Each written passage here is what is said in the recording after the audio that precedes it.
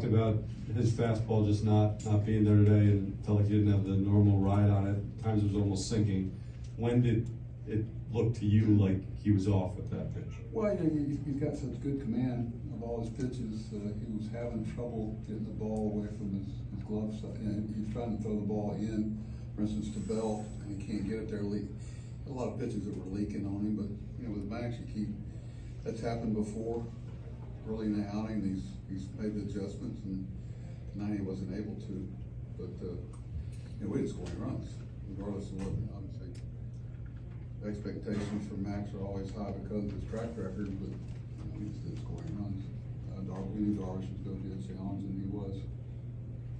How much does a stunning night like that from a guy who's pitched in, you know, such huge games throughout the course of his career, how much of an effect does that have on the group itself? I don't, you know, sure word stunning. You know, we know how hard it's not. You know, we know how hard it is to do what Max does, and how much we appreciate it, and how good other pitchers are. That's why you're playing this time of year. So we've had that.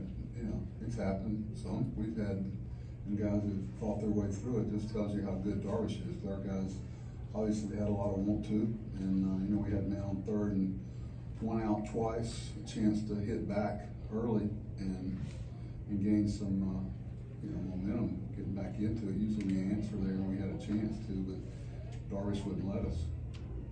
Stay in the first row there on the left. You kind of mentioned it right there, but what do you think allowed Darvish to settle in there? Because you did have that opportunity to get to him early. He's got two breaking balls. Really throws so many pitches and he commands them. But I think he threw. I know there were a number of times behind the count. There are no hitter counts with him. As far as you know, everything's there's two shapes of breaking balls. Really three with a cutter, the slider, and the curveball. When he wants to, he makes some pitches with that, even to the left-hand hitters. But you know, obviously Max, you know, with the expectations that he has, you know, for himself and what he's done for us and throughout baseball, that you know, Darvish was on top of his game. We knew that was going to be a challenge, but he's just got so many things you have to defend. I think he ended up. Did he walk anybody? No. I had one hit by pitch, and you know, that's the difference. And I mean, our bullpen pitched real well tonight out of there, but we just couldn't figure out a way to get some runs, some offense going. That was the story for me, the job that they did from a pitching department. And can you order? Sorry about that. Can you also confirm that it's going to be Jacob tomorrow? Yeah, Jacob pitched tomorrow. Straight back there in the middle, wait for the mic. Raise your hand.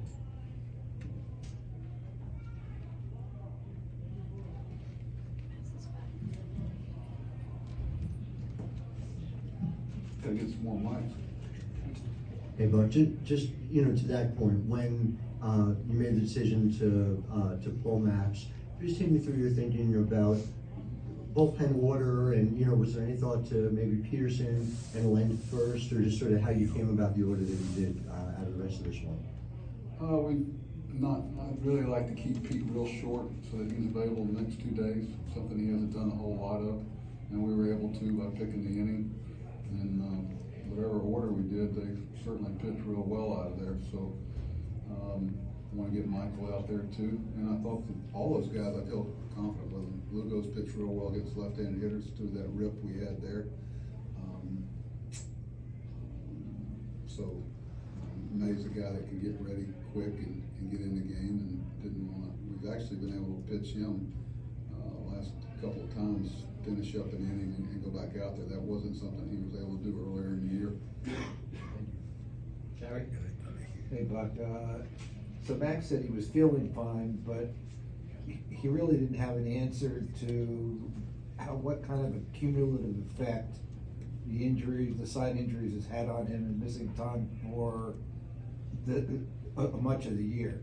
Do you think that when you don't have an answer for why something is happening, that could be part of the reason?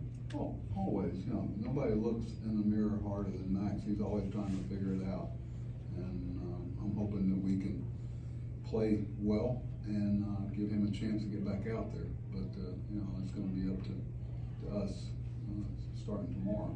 And You know, he's a guy that doesn't chase excuses, you know, he wouldn't even bring it up unless you ask him the question. I know you do, and it's normal because you got a guy that pitches, you know, most of the time so well, and when it's not there for him against a good team, those questions get asked. But you know, I'm sure it's something that we'll look at the right time. We always do.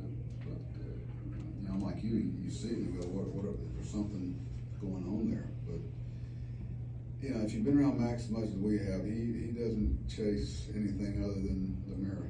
And